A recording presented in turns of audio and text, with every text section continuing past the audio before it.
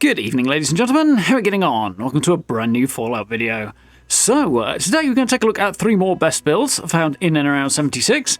And we're going to take this a slightly different direction to usual. So, while most of the builds I would look at tend to have some kind of glitching to them, a little bit of merging here or a bit of flamethrower use there, you know. These ones take it to a level that I wouldn't normally select and definitely don't want to do myself. But I thought it'd make a fun change as these are pretty awesome.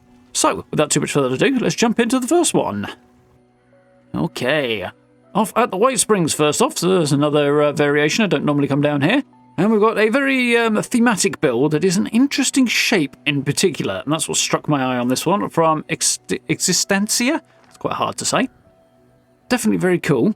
I don't normally like the White Springs as a location, basically because the frame rate tends to go down the proverbial when you build here, faster than it does anywhere else.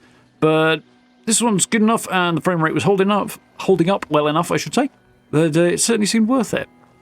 So, I mentioned the shape was the key thing for this one, and they've managed to get different angles for the foundations in here, which is doable but complex and quite the headache at times, and they've done a really, really cool job, and it makes a unique build here. So, now we've got some, 35-ish degree angles and the like, rather than the usual 90, so it's pretty cool to check out. Some fun merging as well. A couple of bits sticking through the wall, perhaps a bit more than ideally, but we can't have everything. So I'm really loving the theme of this. There's a really nice blend of materials here and there as well.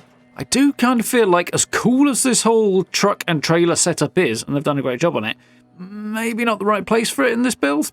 Some of the stuff that's on there could have been used as decoration elsewhere, and the vendor could have been squeezed in elsewhere as well, I think. I like this, though. It's a technique that I have done a few times and quite enjoyed doing, which is using the shipping containers to make, well, any kind of room out of, but particularly somewhere to craft. You can do, to be honest, I think a little bit more than just lining the walls, really, if you wanted to, but I like the front door and stuff on there. It's definitely cool. Let's have a look inside. I managed to sink down some of these hedges as well to hide the bottom edge of them, which makes them look better. That's quite cool. Contrast the materials there. Not such a big fan of that vault 4 there, but everything else is very cool. I do love the use of the ceiling here. The contrast on that works excellently and really kind of gives a nice feature piece. Very open and clean in here. The marble floor I wouldn't normally pick for a build because I tend to go scrappy, but obviously this is quite the opposite of that, which is the point of the occasion. Heading round to the kitchen. There's a whole bunch of stuff here that I really like with this one. Particularly a fan of wrapping the kitchen units in the Tipsy Tom set there, so you've got that wooden front to them. That looks great. And once again, we're seeing this cooking station merged into the top of it that I absolutely have to do at some point because I really like that trick. We've seen it elsewhere. Quite like the brewing station merged in there as well, although I think stuck with it would be better if it was sunk further back, but then it would stick through the walls issue. So life is cruel like that at times. I thought when I first looked at these might be floating a little bit, but they're not, are they? They just give a kind of weird impression because the floor's like that. But it looks really, really cool. I like the kitchen being wrapped in that because it's a nice different texture. Little bit of flickering going on because of the inevitable floor merging going on there. But can't do much about that. It's going to be a bit of a theme today. I do like the little almost walk-in closet there. You can't really walk into it. Anyway, loads of clothes on display. Looks really, really cool. Nice bathroom tucked in here. It looks clean and tidy. Yeah. It's definitely leans into that White House vibes, this one, and it's quite fun. I do quite like that the shag carpet there doesn't seem to have the flickery issue, which is perhaps one for people in general who want to merge their foundations to notice. Golf ball down the bottom there's a bit weird. I wonder if it was in place and they built over the top of it and it just sort of reappeared. Very cool. So, starting more detail in this place than you kind of notice at first. Little bits on the sides and elsewhere. But even after multiple wanders through this place, you kind of still keep noticing little bits and pieces, which is cool. I do think some of that stuff on the back of the wagon there could have been shoved in the house for me. Yeah, all in all, a very interesting shape. And even where the roofs cut across each other, it works quite nicely as well, which sometimes it doesn't. So, an excellent job of a very unique build there. Camp number 2, we're down in Skyline Valley here at one of the few marked locations you can actually build on, 3 ponds there, with an interesting build from Papagas PT. He definitely deserves a lot more likes than they currently have, because this is cool.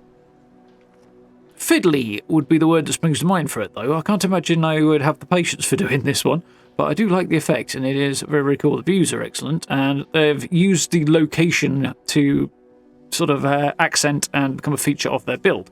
You see the waterfall behind the posts there, which is looking very, very cool.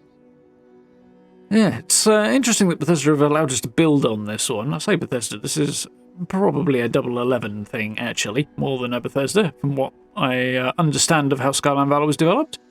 But they haven't done anything about the fact you can build here yet, touch wood. So, yeah, if you want to build on a very unique place that is a bit awkward in some ways, but is definitely unique, then you might want to come and check this place out. While you still can.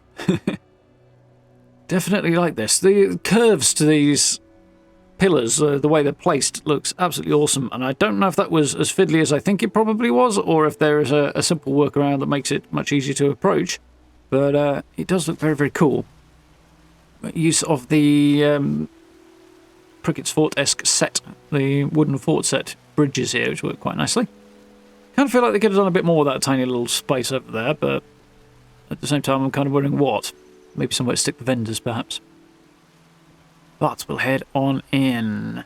They've squeezed stuff in all over the place here, which is pretty cool, in quite an impressive style. Lots of detail, lots of functionality as well, which is cool.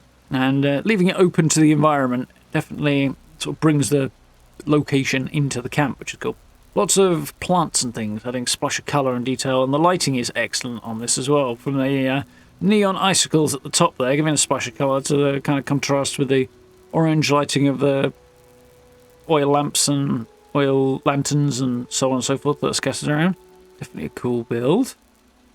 Bit of a weird angle on these stairs, but, you know, when you work with strange environments like this, that's going to happen, isn't it? Definitely a few bits and pieces here I need to get my hands on. It reminded me of a few areas I need to farm up for stuff, like that briefcase thing. But I definitely need to get cracking on. But such is the way of things. Definitely liking the details on here. I can't off the top of my head remember how he managed to clip those two sets of concrete stairs through each other, and if it's just generally temperamental or is a bit more doable, but it's something I have wanted to do in the past, and I think I used to know how to do it, and I might have forgotten how. In the corner like that, but definitely looks good there. And yeah, the sort of implied wall, I suppose, with those posts is obviously the set piece and looks absolutely awesome. A bit of a Vault-Tec theme on the bedroom space there. Little snippets of detail around the scrap box there, it's always nice to see. And we'll swing on out into an interesting area out back here. A little shrine to dog meat. Well, that's the way I choose to interpret it anyway. And a pretty great view out the back here. The roof being held up by the concrete-filled tyres there reminds me of something I did back in Fallout 4 many, many moons ago, and used them as a... And actually, to be fair, I think I did it in this game as well. Use them to appear to hold up roofs and things, which is quite fun. To provide support, or look like they're providing support. But sometimes they do look a little bit iffy, so it doesn't work quite as well in 76 as it did in Fallout 4, I think. Which you could sink stuff into the ground in Fallout 4, so... Very, very cool little spaces. Obviously, their resource gathering area here. Tucked out of the way, with some cracking views out the back there as well. Very cool. Yeah, I like the vibe of this. The lighting choices go really well with the entire environment, and they reflect nicely off the tiled mosaic floors as well. I don't have a lot of occasions where I choose that mosaic floor. It's kind of making me want to do it a bit more, this, I think. At the very least, bathrooms and the like, perhaps, might be a good bet. I shall have to bear that in mind. Definitely an underutilised texture. Partly because it's too clean for a lot of scrappy builds, really, I think. Yeah. Very functional, very practical, got everything you need. Sticking to a yellow and red, primarily, and brown, theme here for the decor. Working very, very nicely with it. A little bit of detail crammed in every corner here and there. Nice. Yes, I do shudder to imagine just how frustrating it might have been to get these posts in and get the roofs into place and that sort of thing. Yeah, as I said at the start, I really like looking at these builds. I'd hate to be building one.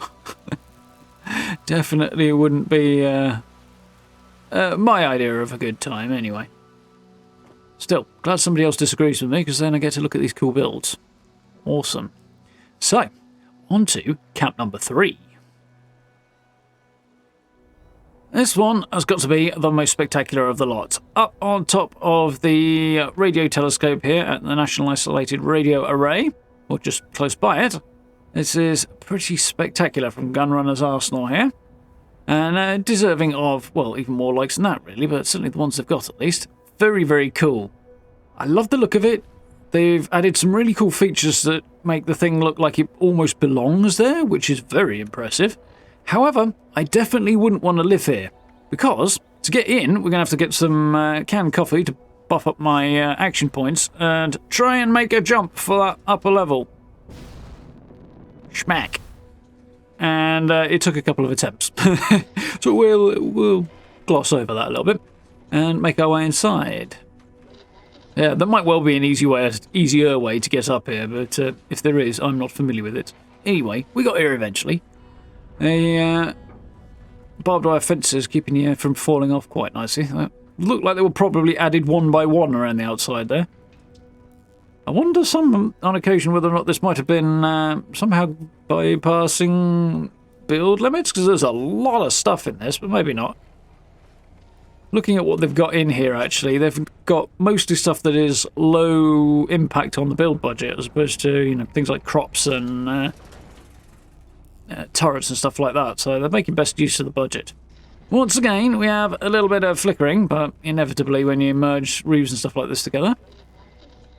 I want to know what that outfit is. If you know what that outfit is, let me know in the comments. I definitely want to know, because especially with the ghoul stuff coming up, that will be perfect. Or one of the perfect options. So yeah, definitely want that. Yeah, really love how well they fitted everything together on the floor here, and the level of detail in here is fantastic. Lots of merging. Don't know if they did the merging up here. Guess they must have done, because jumping back and forth would have been a nightmare. Yeah, very, very cool. A couple of areas maybe a little low on detail, which does kind of imply that maybe they did run out of budget. But, yeah, loving the little snippets of colour and detail on this one. Not too sure on the choice of weather, personally, but I do think that with the lighting it works really nicely. Anybody know what that gun is? I'm curious. I assume it's a skin rather than anything else, but I don't know which one, and it's quite fun. Definitely like that look. Love the combination of the plants here giving a little interesting effect on the power armor displays. I might have put the, what was it, the Strangleheart power armor on there myself. But, it's all cool. I do love having stuff merged inside those cages, which should be really easy to do, like the outfit we saw before. Although sometimes it's a little bit temperamental, so definitely a nice thing to do, but sometimes you just shove stuff straight inside the cage, it's fine. Other things, well, it's a bit temperamental and you'll have to merge the old school way, but hey.